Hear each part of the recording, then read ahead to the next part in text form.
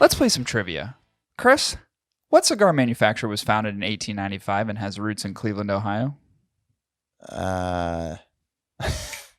J.C. Newman. That is correct. Second question. Yeah. Which cigar manufacturer still produces cigars in their 112-year-old factory in Tampa, Florida? J.C. Newman. Correct again. Yep. All right, last one. Okay. Can you go 3 for 3? Probably. Who are the creators of the Diamond Crown, Brick House, and the American Cigar?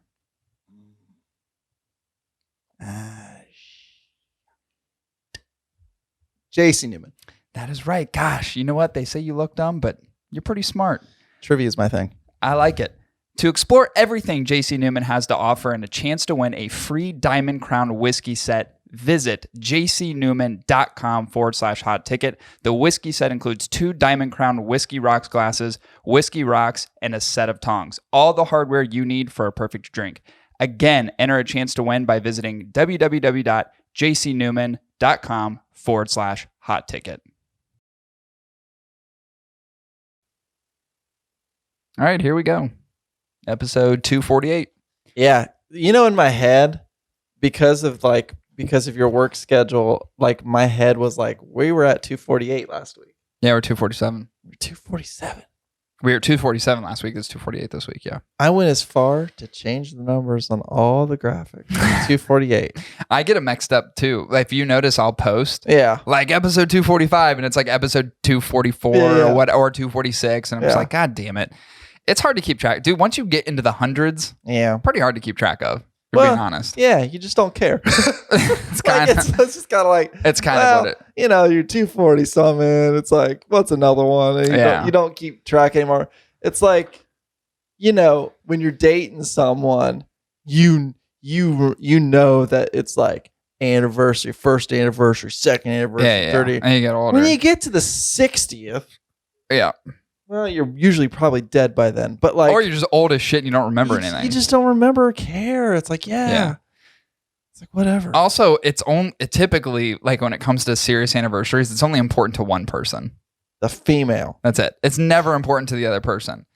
And no matter how much you say, I cherish every day with you. Yeah. You could say that and it's still not going to matter. You could literally give a heartwarming, heartfelt response to that, a great retort, and saying, listen, I don't think about anniversaries because I cherish every single day I spend with you. It's good. And still you're fucked. That's good. It is good, but still you're fucked.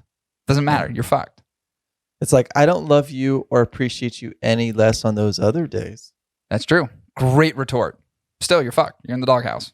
But it's our anniversary, Chris. Yeah. This is our 5th one, and you didn't even get nothing. You're not even a teddy bear or nothing. Yeah, I like how, too, there's like the rules as far as what you give for anniversary gifts, like there's leather, like diamonds. Yeah, it goes up. And I go, I don't follow that shit. No. I'm never going to follow that shit.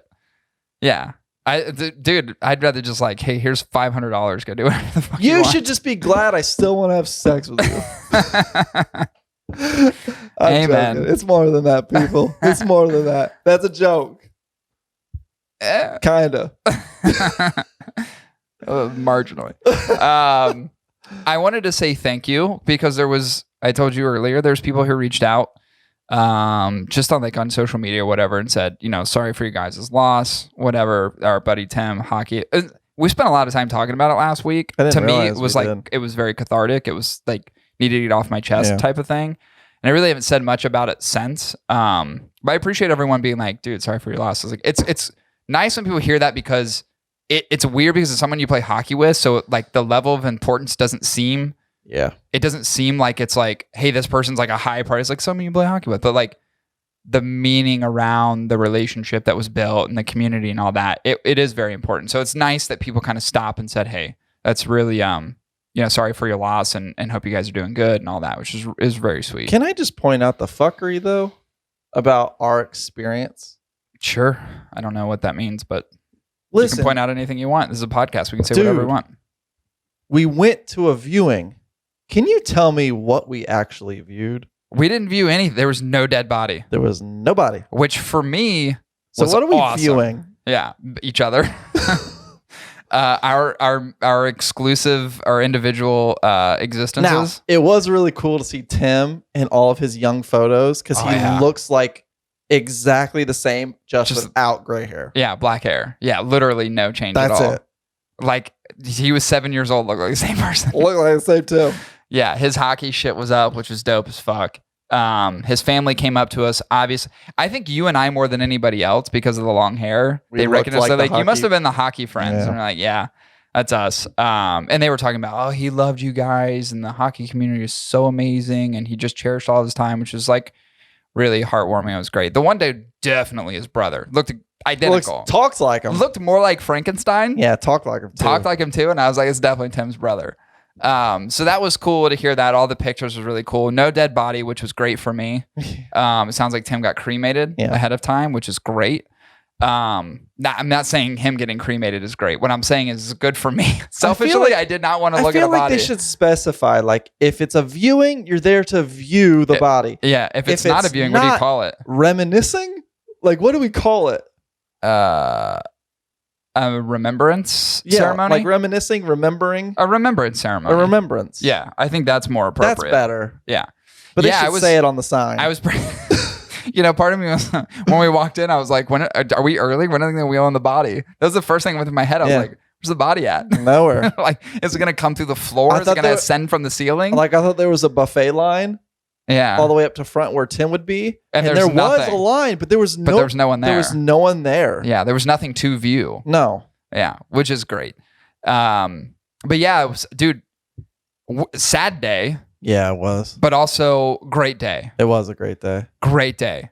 Like we went to, dude, that place we went to, Bishop's Corner, whatever it is. It's like this really cool part of town that I love going to more for outdoor stuff. Like I ride my bike there, I bought my kayak there. It's a really cool place. It's a town called Loveland. And it's like a quaint, cool little downtown area. It's fucking awesome. Like great restaurants downtown. It's like a new up and coming, like more outdoors city for like people to go to. It's very small, but it's really cool. So the place on the corner is like 3 floors. They have bars on every floor. They had literally the best bourbon selection I've seen in an insane amount of time. Other than Century Bar downtown Dayton, that was like the best bourbon and it was not expensive. I was so thrilled. I'm actually going to go there. I'm going to try to get up there tomorrow, ride my bike, and then I'll stop and get dinner there. We occupied the top floor. It was hot as balls. We were all wearing our jerseys. We wore our jerseys afterwards. We ended up occupying the whole top floor and proceeded to drink and eat and had a really good time with everybody. And then a good friend of ours that we play hockey with was like, all right, everybody, we're going back to my place, which is great for me because it's on my way home. Yeah. It's on my way back to my house. Yeah. So that worked out really well. I was like, oh, sweet. Chaos fucking places. That was a good. On my way. And we hung out at his place for a while. Yeah. And I had to sober up, which I did. Sobered up enough to drive home. Felt good when I drove home. Then I got home and then there was no one. I was by myself. It's like death. So I got a little depressed. I had like dogs. It's like being dead. Yeah. So of course, because I was drinking tequila all day and I was drinking tequila at Chaos house. I was like, well, Warren's not home, so I'm going to keep the tequila train going. Yeah. So me and the dogs were hanging outside, which is fun. It's what I do. And I got to be honest, I don't remember going to bed, but I do remember this. How'd you do that? So you can't see it. What is that? Who did that? Who did that to you? So there it is on camera. Is that a burn? Dude, look at my calf on camera. My quads are they look a little famished, but. Is that a burn? That is a burn. And so there was a huge... That was your cigar. That was my cigar. Oh, shit, I thought it was on your arm. You know what I was doing in remembrance of Tim? I smoked Andalusian Bowl, which I do not do very often. Yeah. But they have those hot tips, the hot points. I mean, those cigars get really hot. It's very thick. It's tightly wrapped tobacco. And I was not sober at all. And here's the problem. Typically, if I ash on myself, my brain goes, ouch, there's something burning. Yeah, doesn't take long. And then I go, fuck, before it burns. But my brain not functioning correctly because I think the alcohol had inhibited my brain being able to tell my leg that something was on it burning. Nerve damage. Now, let me tell you something. You want to know how I knew I was burning my hole in my leg? You can smell the hair. I could smell it burning. Yeah. I could smell my hair and my skin. And I literally, I'm sitting on the couch in the back and I'm like, damn. I was like, what is that? My first instinct, I'm not kidding you. I was like, fuck, there's a skunk in the backyard. And I thought Carlisle was going to get sprayed. I looked down and I could see my skin sizzling. Oh. And I let out an audible yelp. I was like, ah! So it had an ember in the ash. It was an ember. It was hot orange. Ooh. Yeah. Dude, the blister on my leg the next day, I kept showing it to people. It was like that high off my skin. Yeah. It was probably a half an inch or more off my skin. It was just this pussy fucking gross. Now, here's what's really disgusting. You know what's most disgusting about that? So the next day, I played 2 games of hockey with that little blood bubble on my skin. Never popped. It just kept, and I didn't want to pop it because I heard it's bad if you pop them. Do you know what the blisters are for? To heal? No. Well, technically, blisters is like your body's airbag to protect the underlying layers of skin from being further damaged. That makes sense. Yeah. So it's to protect your bottom layers of skin. So I got blisters on my fingers. They're actually a good thing. Yeah, that's why I didn't want to pop it. Yeah. So I heard you're not supposed to pop them. So I'm like, fuck. I was like, certainly they're going to pop while I'm playing hockey. So I had 2 of them because you see there's 2 marks. Like there's 2 individual burns. I was like, oh, they're for sure gonna pop when I play hockey. Well, they didn't. They stayed till the next day. Now, here's the mystery. Oh boy. You don't remember when it emptied? I don't remember when they popped, but I know they popped when I was at the gym. Ooh. So they're probably like on a piece of equipment or a machine. For sure. And I was like, oh fuck. Like they were there when I went in, and when I left and got in my car, they were gone. What were you doing, leg presses that day? So here's where I think it happened. There's a machine, and it's like a real fucking bitch machine. Yeah. But it works your hip flexors. Okay. And what you do is your legs are inside these 2 pads. I was in the ones where it's outside the pads. So it spreads, and then you press in. It spreads, and then you press in. Working your kegels. So that part of my leg was up against the pad on the machine, and I think my blister popped on the pad. That's what it was. Yeah. Pretty disgusting. Yeah. When I thought about it when I left, I was like, where would they have popped at? And then I was like, it had to have been that machine because it's the only machine where I had that's the only thing I did that I had contact with something there. Yeah. So it's like it had to have been that. Yeah. And I was like, oh, my nasty blister water is all over that. And then the thing is someone else's leg is coming in contact with the same part. Yeah, if they didn't spray that down. I didn't spray it down. Yeah. And if it wasn't a girl wearing leggings, dude, bro, nasty. Your DNA is part of another person's shin. That's pretty gross. That's pretty gross. But anyway, yeah, that was the ending to that night. That was fun. It's pretty disgusting. All right, let's get into some cigar news. Want to go over a few things. Thing number 1 that I'm very excited about: Crown Heads begin shipping Las Calaveras 2022. So we'll see that hit stores. I love that beautiful light blue band on it. So always a great anticipation when Las Calaveras comes out. It's probably one of the most notable releases every year. So it will be hitting stores soon, which I'm mucho excited about. Now, this is interesting. So I saw the Half Wheel post an article today. I love it. Half Wheel does a lot of statistical stuff because I like reading through it. So PCA attendance rebounds from last year, but still remains low in comparison. So last year was kind of the first year. Obviously, they didn't have a 2020 because of COVID. So since 2019, which was the last, I would say, normal full year, attendance in terms of badge scans was just under that, but the presence of actual companies was 707 versus 771 in the previous year. Now, what's really interesting about these numbers, you look at it, badges scanned 2,000 people. That's not a lot of people. It's so interesting to me because it's not a trade show that I've ever gone to, and I've expressed to people before I'll probably never go to it. I'm not going to say never, but it's just a challenging time for me to go. The trade shows that I have to go to for work, comparatively, the one that I went to that had the most attendance was like 37,000. Yeah. That's so much more people. 2,000 people is not a lot of people. Okay. So it's a very, very nominal amount of people, really, comparatively. But when I look at the numbers, it's cool to see it rebound, but certainly I think from a representation in certain brands, you see some attrition. I'm wondering if it ever gets back to levels that it was, let's say like booming in 2016. 2017 represented a fairly low year, but if you were to take averages of 16, 17, 18, and 19, attendance is, averaged out roughly 2,100 people or so.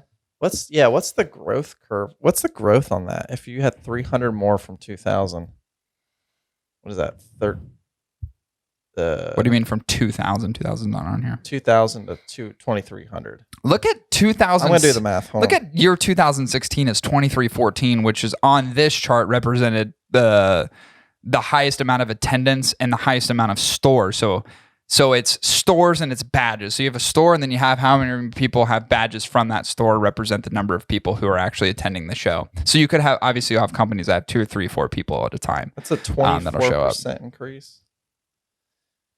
I mean, that's pretty sizable because I'm trying to think relatively like. I can't believe last year was only 1,400 people. So you have an additional 600 people that showed up this year over last year. That's a significant increase. So it's nice to see that there is the rebound. Like the trepidation around COVID obviously is diminished to a degree. Yeah. But I think all things considered, still seems like a pretty small show. I've never been to it, so it's like I don't know if that energy, like the shows that I go to, dude, it's like insane. Showmanship. It's fucking to the high energy. It's just fucking people the everywhere. The cigar industry's never been that though. So I know. I feel like it's chill anyway. I think it is chill, and of course you're in a convention center, which is made for, I would say, arguably where they're at. And I don't know if it's the Sands Convention Center this year. I forget where they housed it.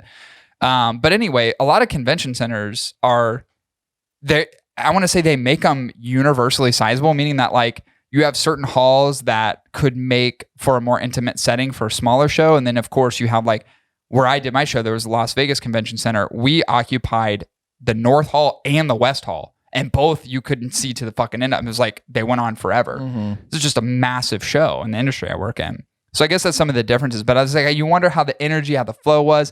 I didn't really hear a whole lot from people as far as like, this was such a great show. This is the best PCA ever. Like I heard murmurings of like, yeah, it was very productive and it was great to show off new stuff. It was. You mostly hear it's great to be with people again or seeing the same familiar faces. But I don't know how meaningful it was necessarily. I would like to get a take from some of the participants, both on the attendee side and of course the manufacturer side, just to kind of see, okay, attendance was up over last year, obviously, but how was the vibe? I think the vibe of it is very important. I know there was more women in attendance. Yeah. Seemingly. I know, God, there's so many of those reels. There was so many of them. So many fucking reels. It is interesting. It's like so that was a 24% growth from 2006, or it was a 24% decline from 2016, which seems to be the highest number. Yep. Within the statistics currently, which I'm sure it's even bigger in like the 90s and could have been 2000s. Yeah, different organization than I mean. Yeah. Could be. I don't know. 2,000 people. Do you think you can make your rounds through 2,000 people in a weekend? Probably, right? Yeah, 2,000 is not a lot. It's not a lot. You could get through everybody. That is not a lot of people. You could get through everyone. 2,000 is a fairly insignificant number of people. And I'm not saying for the show. I just mean in general. Yeah. 2,000. I could fit 2,000 people in my backyard. Yeah, like, that's true. You know what I mean? Like, I'd have a packed backyard, but I could fit 2,000 people. It would look like one of those Japanese trains. Yeah, where they're all stuffing in. Yeah, that's room. I like the last person who's jumping on the Japanese train when there's no room and somehow they like cardboard themselves inside the door shut right behind them and they're just like Tetris in like. That's right. That's what it would be like in my backyard, but I could conceivably fit 2,000 people in the back half of my easily. Yeah, for sure. It wouldn't even be that difficult. Now here's a statistic I want to know as someone who's become paranoid with being sick. Out of the 2,000, how many got COVID? How many got COVID? There was a release article of PCA sent out a release in terms of people going back with COVID, which I was in Vegas not too long before that and did the same thing. It was like, dude, it seemed like half the people I work with got COVID. Yeah, for sure. I was one of the lucky ones. But most people, or I don't say most people, but a vast number of people that left the trade show that I was at, and of course it was very close proximity. There was a lot of fucking people. Got COVID. And guess what? No one died. No reported deaths. Now, this, I think, is probably something similar. A lot of people, which you knew. There's no reason to write an article about it. It's fucking science. You knew it was going to happen. It's not like you were going to have 2,000 people occupying an enclosed space for 4 days and no one gets COVID. Yeah. It was going to happen. But from what I've seen, no one died from it. Listen, it's all good. If I spent $500 Well, actually, $2,000 in totality, amenities and I spent a my lot badges, of money. right? A lot of money. I'm going to that show whether I'm sick or not. Yeah, and for sure. And there's someone going around there's like, oh, you don't look well. You know, You're like, I'm gonna battle through it. Just, you know what it is? I think it's the air. I think it's my allergies. Yeah. There's something in Nevada. It's dry here. There's something in Nevada. I have that dry cough. But yeah, like I feel fine. We're just like, oh. I feel fine other than a scratchy throat and my nose is kind of running. Yeah. But I think it's the air quality. Yeah, for sure. Yeah, people with excuses. But you're fucking walking around with COVID. Yeah, they're clearly uncomfortable and running a temperature. And you know how the cigar community is. I know some of you probably want to say this is false, but it's totally true. Smoke the COVID sun away. Dude, when we know someone in the cigar community, we give no shits about sucking on their already used cigar. Oh, dude. You know how many people were just mouth fucking each other's cigars? Fucking cigars. I wonder if that was a taboo thing. And I also wonder if they had to put out some precautionary things as far as like, don't smoke other people's cigars. Probably. Because a lot of people go, hey, you need to try this cigar. And it's like, it's like passing a joint, man. You know what it's like? It's like the game Suck and Blow. Yeah. You know what I mean? Yeah. Like you're just like, yeah. That was a fun game. I used to purposely drop it. Dude, of all the women there, I want to taste your mouth on the cigar. You know what I'm saying? Ugh. All of you women, I want to taste your mouth. Have you seen some of the women there? I don't give a fuck. Do you want to? Jesus Christ. I want to taste your chewing gum and your lipstick. I want to taste it on the cigar wrapper. I want to taste you. You want to taste cavities and root canals? Ugh. Gross. I want to taste your mouth skunk. You know? Oh, gross. That is putrid. But you know people pass around cigars. Yeah, they do. I'm sure. You know what? I bet the manufacturers probably had restrictions on doing some of that. Probably. Like, I don't want to see you guys passing around cigars and everybody fucking getting sick as a result.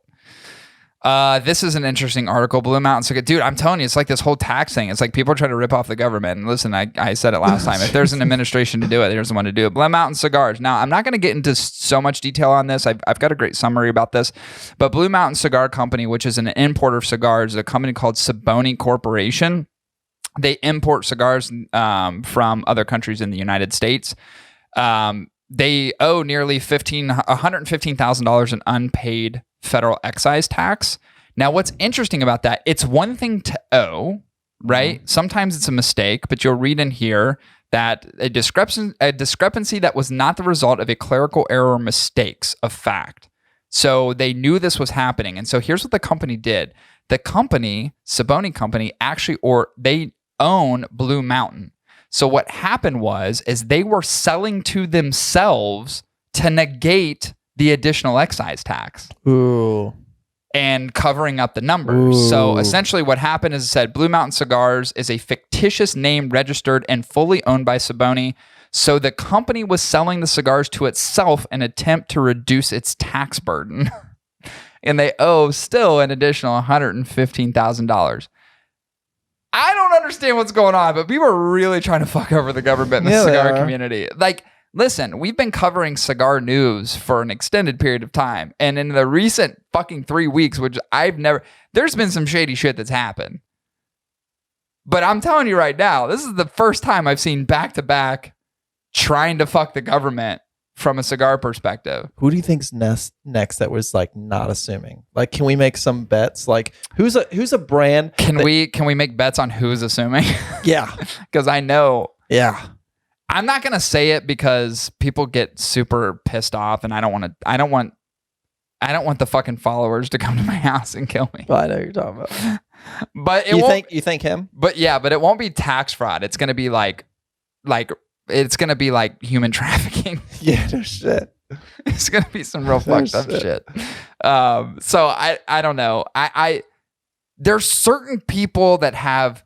It's weird. It's like you can gain some intuition about certain folks that you meet, interact with, or you can just see what they do, how they represent themselves, even in person or on social media. And I think a lot of people are good at this, but some people are hyper focused on certain things where they go, something's not right with that person. You know what I mean? There's certain people that I've earmarked in the community and I go, something not right about that person. And typically my intuition's correct. Like it's either a creepy person or there's some shady fucking shit that they're involved in. And you just go, something's not right about that. Pour me some because I'm going to make a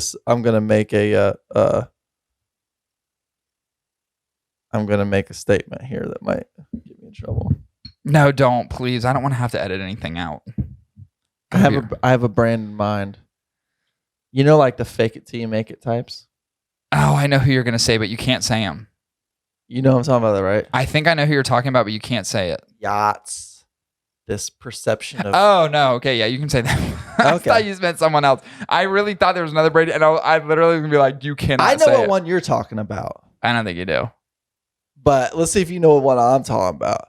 Listen, I'm going to make a prediction here. Okay. For 2023. By the way, you know they sold one of those lighters? Are you fucking serious? Yeah. Damn, yes. Yeah, I knew who you're talking about. Fucking A, really? Yeah. Well, I think they sold 2 of them. God damn. They win. Dude, I was wrong. They won. I want to do it. They won. Let's make a fucking lighter. Listen. It's like the fake it till you make it types, you know, that they're not willing to admit that they're struggling, so they still put on this show like everything's fine. Yeah. Everything's cool. Look at what we're doing over here. Still going great. Yeah, it's like sparkles and glitter and yeah. Like they're still driving in the Maserati that hasn't had a payment on it for like 6 months. Yeah, there's a warrant out for their arrest because they've been sent to creditors. Yeah, they go home to like a fucking apartment that they just moved into that has like, you can sign up for this apartment, no credit check. Yeah, like, you know what I'm talking about? And you can pay month of. It's one of those month-to-month apartments. Yeah, for sure. Like, I'll just say, El Septimo, man. Yeah, I don't know. Maybe I feel like they actually have their shit together. I just think they're just super. It's just to me, here's the thing. You know, we give them shit, but it's only because they're succeeding. Fuck. I mean, we give them shit, and it's only because we don't align with that type of thinking around cigars. For sure. But they're obviously doing something that is making sense for a subset community. Yeah. Like people who actually have a lot of money. I just hope they have some morals. Here's the thing, though. Yeah, I don't know. That is always in question with companies like that. Because what if it was like Putin that bought the first But dude, lighter? that guy could be a fucking total cool. He could be the coolest fucking dude. Like, what if tomorrow, hypothetically, the guy who owns that company, which is tough to listen to sometimes, what if he goes, Chris, Cory? I don't even know if he has that accent, but I feel like rich people. I love the take that he's probably Eastern European billionaire. Like, Chris, Cory. Yeah. I want to invite you to my yacht. Yeah. He's like, for a week, would you join me for a week on my yacht? All the amenities, the beautiful women, all the food, all the cigars you could ever want. Let's hang out. Let's talk. Let's become friends. Candidly? Would you do it? Candidly, I have a weak backbone. I'd sell out in a heartbeat. Dude, in a heartbeat, I would go. I wouldn't even think twice about it. I was like, I'd be like, you're my new favorite company. Listen, El Septimo's the best brand in the world. Listen, I will suffer through those horrible cigars. You got swag. I'll wear swag for fucking the entire trip. I won't change my clothes. Give me one of those table lighters. I'll smoke through your insufferable cigars. Yeah. We'll be best friends. We'll be best fucking I will friends. sell out in a second. Easy. If he goes, all the beautiful women. Oh. He's like, Chris, Cory, I get women from all over the world, have them shipped in. Don't care if it's legal or not. Yeah. I don't need to know. I'm not going to ask questions. Yeah. But if he says, we got all the beautiful women, you come onto the back of the boat, they give you the massages. You get all the massages and maybe a little extra. Yeah. And I go, I'm in. Oh. 100%. I don't even think twice about it. I'm 100% in. It's like, we want you. We'll be best fucking friends. Chris, Cory, we want you to assassinate the president of Gurkha. I'd be like, fucking done. Done. Dude, that's an open threat. Done. Listen, Chris and Cory, we have a problem. We have industry problem. Yeah. See, our main competition are these guys who sell a cigar for $1 million. Kind of Czech, Russian.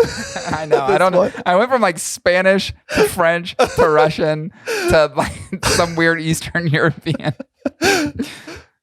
Yeah. Either way, what we're saying is we're in.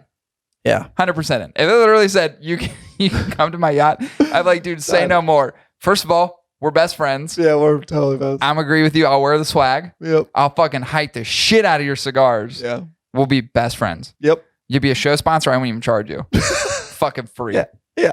Just free. Just give me one of those table liners. All right, here's what we're going to do. We're going to take a quick break. That's all I had for cigars.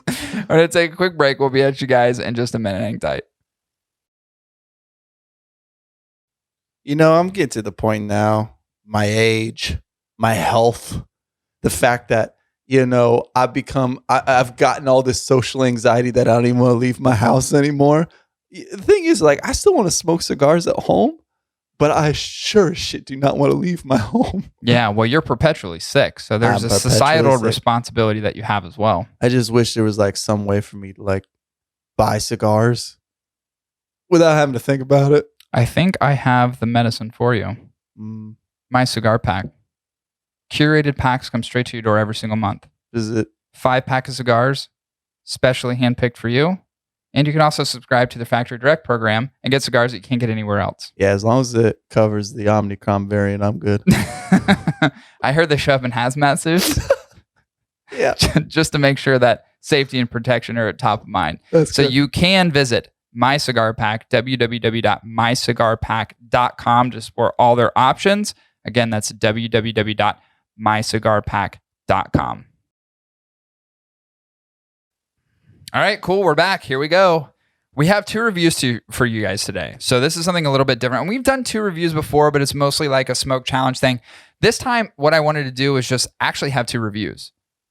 And part of it is like we haven't done reviews in forever. It's been a long fucking time. Yeah, like the new release thing, that's kind of been our shtick. But there hasn't been like any great I mean, there's been some good releases. A lot of the stuff that's coming out is like new Vitola, limited. Like we're trying to get stuff that is attainable to the masses everywhere. But in this instance, what we decided we were going to do is we haven't reviewed in a while. So better to do 2 individually than 1 collectively. Yeah. We could just knock out 2 reviews in one and give you guys double the content. And you're good about reviewing even like behind the show, like you'll put up on Instagram. Mm-hmm. I try. Those, by the way, are super fun to do. I try to. They're so fun. But I'm like hit or miss. I'm like 50-50. You know why they're fun? Is because your window is collapsed. That's true. You only have a minute. Mm-hmm. And sometimes I do the ones that are like 30 seconds. I'm like, oh, see what I can put in there. And here's the thing. It's like, I'm not trying to get granular. The whole idea is not to get granular. The whole idea is just, it's almost like an emotional reaction and or expression, right? In the moment. Not having to think through this whole process, but like, what am I thinking in the moment? Boom, I'm going to film it and then I'm going to put it out. Good candid response. It's it's like what's happening at this particular point in time is exactly what I express. I don't go through like the entirety of the cigar and go first third, second third, and then final third. And here's I'm like, here's what I'm fucking thinking right now. And I'm going to get what is in my brain either into 30 seconds or if I do it longer into a minute. Mm-hmm. And they're super fucking fun to do. I really actually like that better than I like doing shit that's like 15 minutes long. I wonder if anybody it's so fun. Does that and they review the cigars, but they're like, yeah, I really enjoyed the last third of the cigar. It was just like creamy and it was like kind of mild. It didn't give you this like heavy spice, but they're still at like the halfway point. Dude, I've had ones where I've literally only smoked the cigar for 20 minutes. And you're like, I've had ones where I'm at the fucking end. Yeah. It's just whatever I'm thinking in the moment that I want to talk about the cigar as it is in that moment. That's what I record. I mean, it is very like off the cuff. But anyway, let's get into this. Okay. So Chris has reviewed an individual cigar today. I reviewed an individual cigar today. Dude, my cigar, you're literally going to go, what? Because we've never reviewed this cigar and you're going to be shocked by it. Ooh. Can you take a guess? Just guess. And we've never reviewed it. And it's shocking that we never have. And I've got a lot to talk about, so we do have to go kind of quick. I'll give you 5 seconds. 5, 4, 3, 2. Aladino. No. Damn it. I reviewed today the Crown Heads Las Mareas. Oh, okay. Interesting review because I thought for sure we reviewed every single Crown Heads. I went back to the archives. We've never reviewed the Las Mareas. Did we ever do the Luminosa? We never did the Luminosa. And we also never did the JD Howard. So there's others. I'm going to smoke the JD Howard again. I like it. It's a Sumatran cigar. It's a great cigar. I'm Listen, pretty sure that's the Sumatra. If I don't see John smoking it, I sure as fucking smoking it. Yeah. So interestingly enough, okay, so I did the Crown Heads Las Mareas. It's made at the My Father factory. Came to us back in 2015. It is a Nicaraguan Puro. The cigar is very interesting. And I'm going to preface just in like giving a backstory on the cigar. So for an extended period of time, when I found out the cigar was no longer going to exist, I was very upset about it. Yeah. I also let John know I was upset about it. John's response to me was, motherfucker, they don't sell as much as other cigars, so we discontinued them. He goes, where were all the hype before and people weren't buying them? What's going on? Which is funny because fast forward until like 2 weeks ago, John sent me a text message. That text message included a petition, a literal government petition to bring the Las Mareas back. And it had been signed by a lot of people. I believe it, but enough. I mean, here's the thing. You need a lot of signatures for a government petition. Yeah. But for sure, enough to be meaningful, I feel like. And I told John, I go, I fucking told you this cigar is fucking awesome and needs to make a comeback. He goes, where the fuck were all these people when I brought it out? But dude, you know what its competition is now? And it's indisputable. The Juarez. Not from a flavor perspective, though. Well, that's true, I guess. Here's the thing, and I'll articulate this. I promise you, I'll say this very well. Because here's my thoughts about it. It's funny that there's a petition number one. I think that's hilarious. That was pretty good. And here's the thing. I feel like you're going to get my analogy when I say this. But before I say that, I feel like there is a tight-knit community of people who are like, how is the Las Mareas not a thing? It has this interesting cult following. Here's what I attribute to, or here's my analogy I'm going to make in terms of cinema. You ready for this? Go for it. When Silence of the Lambs came out, it was critically reviewed horribly. Audience reviewed horrible. Sure. When did Silence of the Lambs get its footing? When it came out on VHS. Years later. Yeah. Like literally it was a while later before it gained momentum. Yeah. And the cinema world. Yeah. And now it's like revered as one of the best movies ever created. But how long has Las Mareas been off the shelves? Now you can still find it in places. Don't get me wrong. Yeah, because we found it. Yeah, but how long has it been out of production? It was created in 2015, been out of production for like 2 years, maybe. Okay. So here's what I'm saying. Silence of the Lambs got its footing way after its initial release. Yeah. And here's my thought process on it. Silence of the Lambs was ahead of its time. I think the Las Mareas was ahead of its time. And I think that's why you're now getting this resurgence. You're getting this feedback from the collective community saying, how is this no longer an option for me? And that's where I think it lives. I think it lives in this space where people are wanting it. And I think the dynamic of what people need in terms of cigars or what maybe they want in terms of flavor, I think it exists in the Las Mareas. A lot of people don't know about the Las Mareas. By the way, this came out in 2015. Crown Heads was a super fucking young company in 2015. So of course it didn't. You didn't have, if they put out the Las Mareas today, guaranteed be one of the most popular cigars. Hands fucking down.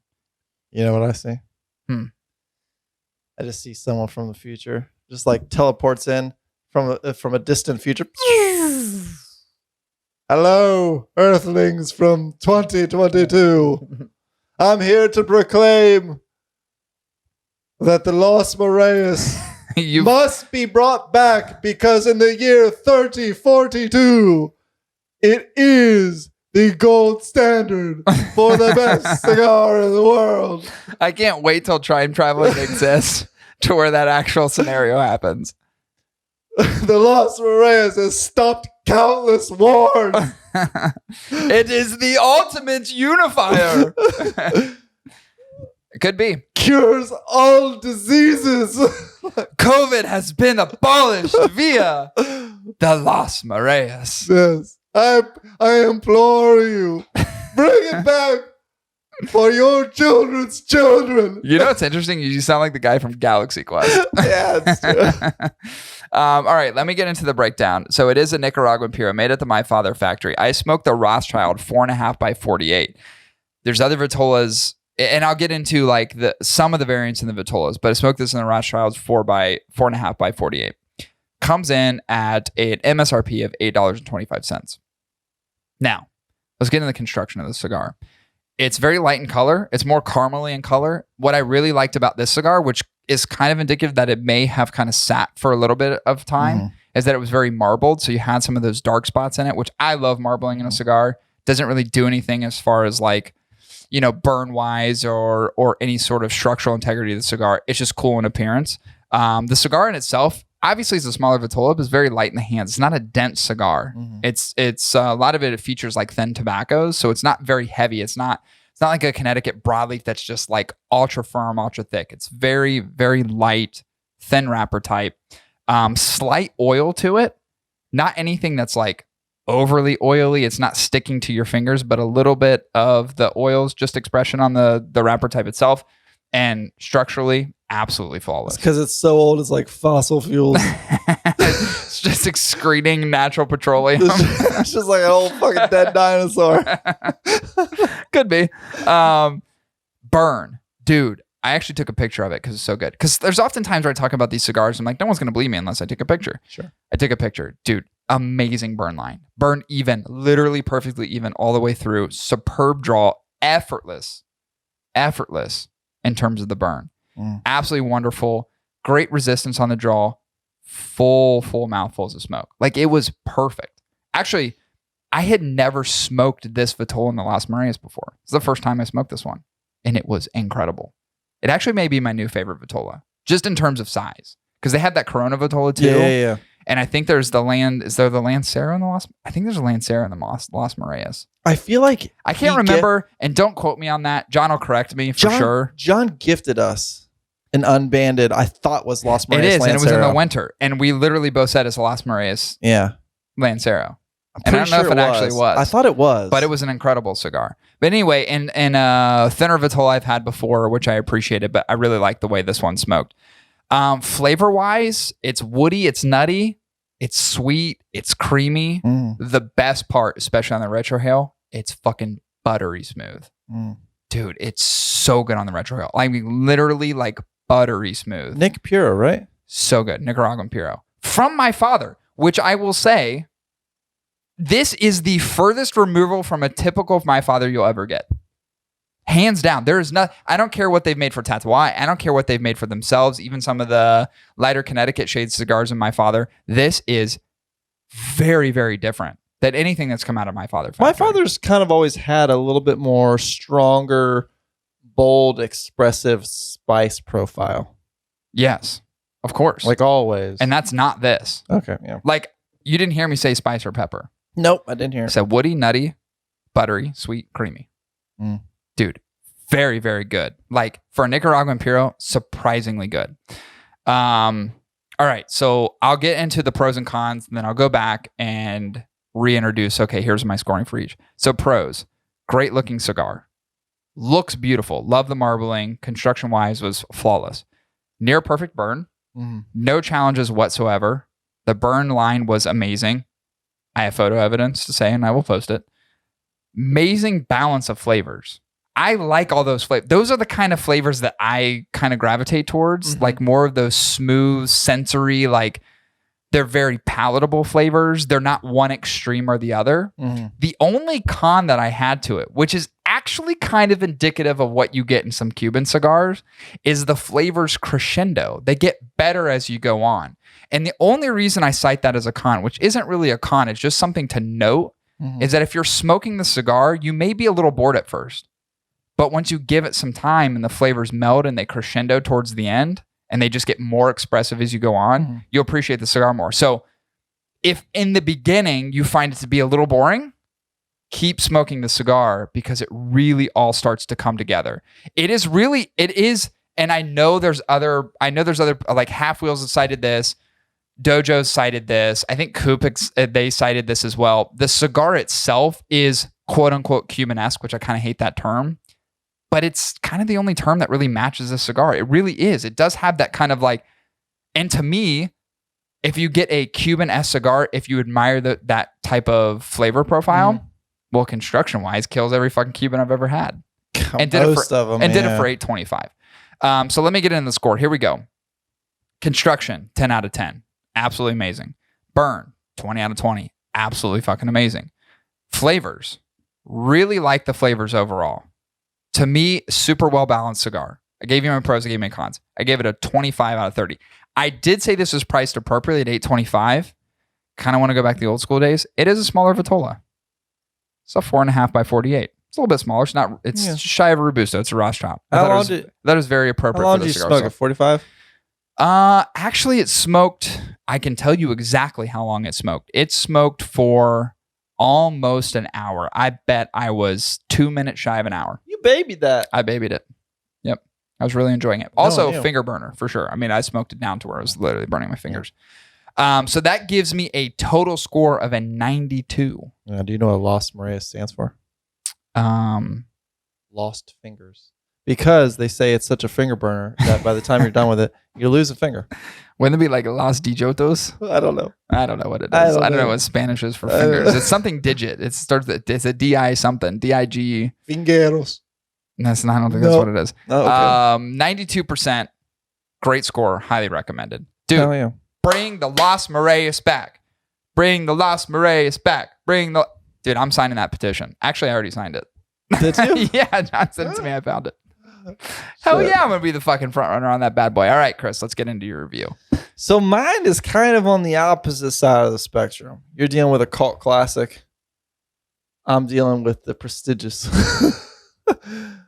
the prestigious. Very dynamically different, huh? Yeah. Right. I went with the Sin Compromiso Paladin de Saca from Dunbarton Jesus Trust. Christ. So here's the thing. I smoked a 4.5 by 48. The Sin Comps are massive. I had a Churchill. They're so fucking big. There isn't a small Sin Comp. Nope. They're all huge. And I think I had the longest one. I think you did have probably arguably the longest one. Yeah. Sin Compromiso, which I think stands for don't compromise or something like that. Don't sinfully compromise. Something like that. Right. Which I think is clever. Yeah. It's a clever name. I'm definitely off. Don't ever compromise. Yeah. But also, sometimes you have to compromise. I think people are like, don't compromise with the same people who like fucking fight with police. You know who they didn't? You know what they didn't compromise on? The price. Because it's probably the reason for the name. It's like, hey, we're not changing Listen, the price. We're prefacing with the name. It's gonna be a fucking expensive cigar. All right, let's get into it. So the breakdown of the cigar, it's a Mexican San Andreas wrapper. Love it. It's a tangy wrapper. I love that type of shit. Yeah. Ecuadorian Habano binder and Nicaraguan and Pennsylvanian fillers, which they have done a lot. That's rich. They like throwing that Pennsylvania. I love a good Pennsylvania tobacco. It's very underrated. It's very bright, it's very bitter too. But if it's done in moderation, I feel like a Pennsylvania tobacco is like the skills that someone who is what do they call it? Muay Thai. Yeah. You know, because they kick so hard and they fucking kick goddamn bamboo trees and bamboo shoots. And they kick the fucking shit out of a palm tree and break it in half. I feel like Pennsylvania tobacco is the kick on a fucking coconut tree. Listen, I think if it just hits you right in the face. I think if you put terrible analogy, I apologize. If you put Pennsylvania tobacco in a brawl fight with any other tobacco, I don't necessarily know if there's a lot of tobaccos that could take it out. Yeah, it's kind of like Patrick Swayze in Roadhouse. It's a very strong tobacco. Yeah, it's good though. It is good. Anyway, continue. But anyways, Nicaraguan and Pennsylvanian fillers. And I had it in the Churchill 7x50. Fucking dong. The Paladin, you know? And it comes in at a price point of pretty much $30. All right. What are we smoking? A Mercedes here? Yeah. Who are we? El Septimo? El Septimo. I'm waiting for that invitation. I only smoke expensive shit. You know what's interesting is we talk about going on I don't know if it's El Septimo, Septimo. El Septimo sounds weird because, like you said, septic tank is the only thing I can think of in my head. But Saka is a bass fisherman. I'd almost rather be on that boat. Because I'm a bass fisherman. That'd be chill. Dude, I bet Saka for sure would let us go fishing with him. Guarantee it. Dude, I'll tell him my story of the I know for sure because he actually commented on a YouTube post and he goes, when the fuck am I coming on the show? And I was like, soon enough. Oh, yeah. But we've been doing the show every other week and we have shit lined up. So it's kind of like, and listen, obviously want to have him on. I fucking respect the hell out of him. But I'd almost be on that bass boat than a yacht. It's like we left Steve at like the Greyhound bus terminal. We never picked him up. He's just standing there. We're like, guys, are they coming? We will definitely get there for sure. And it'll be a wonderful conversation. Continue. Yeah, but $30 fucking dollars. Damn. Listen, if there's anybody who could command a $30 price point for the cigars they make, Saka's one of the only guys that could do it and actually make it make sense. Reputably, yeah. Because he's very creative. Like the whole with tobacco specifically. Yeah, what was the last ones we had with the stars on them? Dude, the pipe tobacco, the Stillwell stars. The Stillwells. Dude, here's the thing. Cool set of... There are people who are very polarized on that. I fucking love those cigars. I thought it was a great... Because I love pipe tobacco. I love interlacing those two worlds together. Kyle Gillis has done that with Warped, but the opposite. Now, he's taken cigar tobacco and put it in with the shredded pipe tobacco. Yeah. Now, let me preface. Those are pretty spectrum, so I don't expect everyone to like every single one in that lineup. I liked them, but I'm a huge pipe tobacco. But there was fan, so two I of them in particular, right? That like I was the aromatics and the navy, like those are all different pipe tobaccos that I've tried. Virginian tobaccos, like you have all kinds of crazy shit in there. It's fantastic. Retro Hail cigars for sure. So good. I really appreciate the fact what he did there. Anyway, continue. So anyway, Steve does some cool shit. He tries some cool stuff, and I really admire it and appreciate it. But obviously, when you do that stuff, sometimes it might come at a premium, like $30 goddamn dollars. And that's okay. Well, all right, let's see what type of fucking science experiment you're doing here, Saka. Right. Anyways, let's get into construction. So it kind of has this pigtail. It's a big ass fucking cigar, 7x50, with a tiny little swirly do on it. A little swirly do. Well, like Steve Saka's bun. Does he have a bun? He's bald. Well, he's very bald. There's no bun. Maybe he's bald with a bun. There's no bun. Maybe he's like that type. I've seen the back of his head. You know, like the beach guy. Very bunless. Only wears like beach shirts. Nope. Only has a hot dog. Beach no bun. Button up. Does he wear beach button ups? I don't think so. No, he does not. You sure? Yeah, he wears clearance stuff on the rack of Valmar. Anyway, continue. He's starting to look like that guy off of he looks like a guy who would wear bowling shirts. What's that show? But he doesn't. Where's that? He's starting to remind me of the guy from 98 Day Fiance. The guy has no neck. Yeah. Where it's just from his chin to his shoulders. He's starting to remind me of that. Did you see the meme of him where he's walking through the streets and he's sweating because the temperature is so hot in the US right now? He's like walking and he's just sweating, and it's like the video meme is like just me taking a casual walk and he's sweating through everything, and his fucking neck is just hitting his shoulder blades. Yeah, it's not good. He started in my head. He's starting to look like that guy. But listen, he is not. He looks better than that guy. I'll give Saka credit. That guy does not. That guy does not look. He does not look great. Long cigar, pigtail, this dark chocolatey wrapper, kind of gritty, and that's because of that Mexican San Andreas wrapper. All right. And it has that Celtic vibe. When you look at the the band, right, you feel like you're going on the Crusades. Yeah, kind of. You look like it looks like it should be a flag. Yeah, on a ship. Yeah. Yeah, on a ship that's getting ready to take another country like over. I picked it up, and I swear to you, in my head, I saw Sean Connery appear out of nowhere. It's like, Indy. And I look over, and all of a sudden, wouldn't that be Nazi, though? And then I'm Harrison Ford with a fucking cowboy leather hat on. Hey. Going like... Isn't that Nazi? Yeah.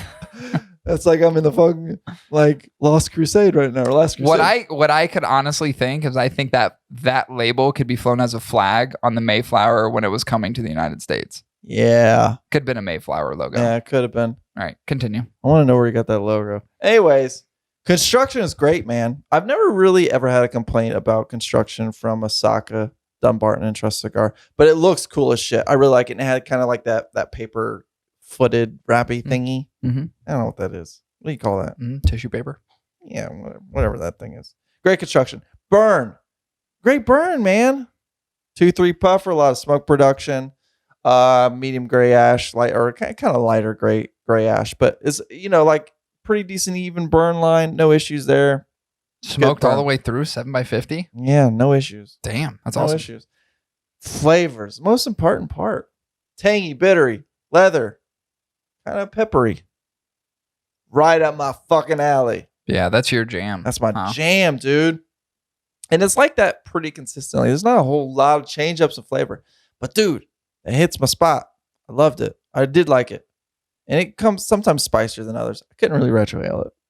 It's heavy. It's one of those ones where I was like, It's very heavy. Yeah. It's kind of like retrohaling like a giant Cro-Magnon from Rummercraft. It's like, dude, you'll do it, but your sinuses are going to go off. your body's not gonna You're like going to it. start tearing up a Yeah. little bit. Yeah, Yeah. for sure. Yeah, that's a thick cigar to retro. Yeah. I mean, you can do it, but it'd be uncomfortable. But the cool is that there was so much flavor expression just from even mouth sucking it. You know what I'm saying? Like when that's what she said. when you bring in a good mouthful of it, Yeah. you know, when you're and you got it in your mouth and you're sucking on it like a Hoover, like got a lot of flavor as is. Right. You don't have to shoot it out your nose.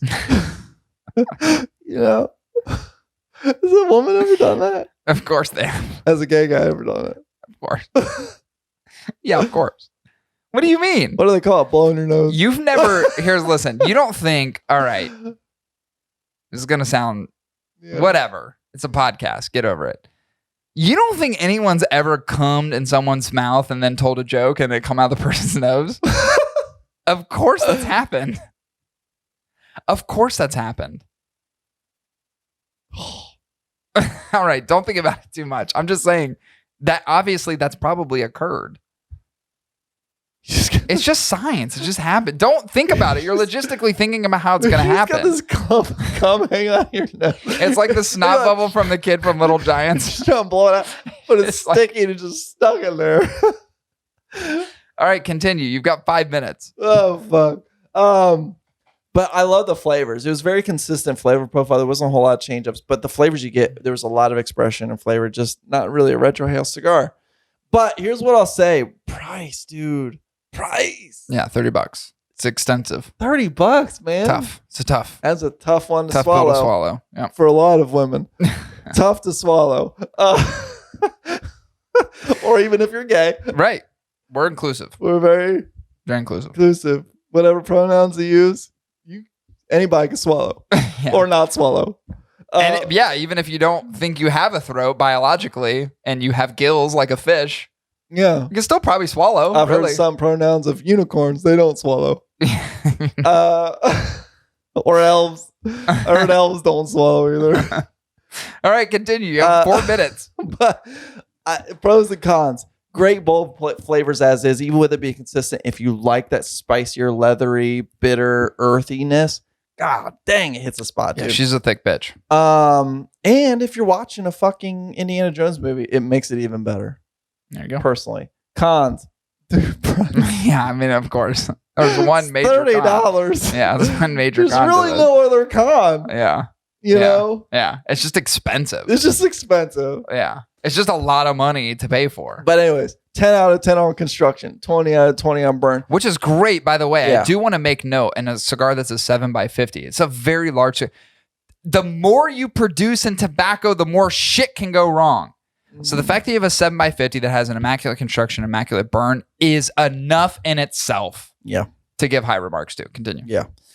25 out of 30 on flavor. It's a really great cigar. That's a good score. It is. Yeah. I could actually guess your score. You said as a negative. Yeah, for sure. It's a 90. Hold on. 91. Yeah, 90.7 rounded up. 91. Look who the math genius is. Dude, it's a great cigar, but it's like one of those cigars where it's kind of like you hope that you can treat yourself someday. Like you want to be in an audience of an El Septimo guy. Like that's the only time you want to smoke it. Yeah, but also you want to be like, this cigar is $30 and it's better than your $30 cigar. Yeah. Hands down. That's true. Times 10. That's true. Yeah. Dude, the Syncomp is such a good cigar. It's great. It's really good. It's such a good cigar. That blend is fucking outrageously good. It really is. Like probably one of Sucka's best creations for sure. When you think about overall value, the $30 price point, that's one thing, but really is such a good cigar. It is. Yeah. 2 great cigars today. Yeah. Dude, a fucking Crown Heads Lost Mareas. I can't believe we've never reviewed. Insane to me that it's never happened. Yeah. And then the Syncomp, which you've never reviewed.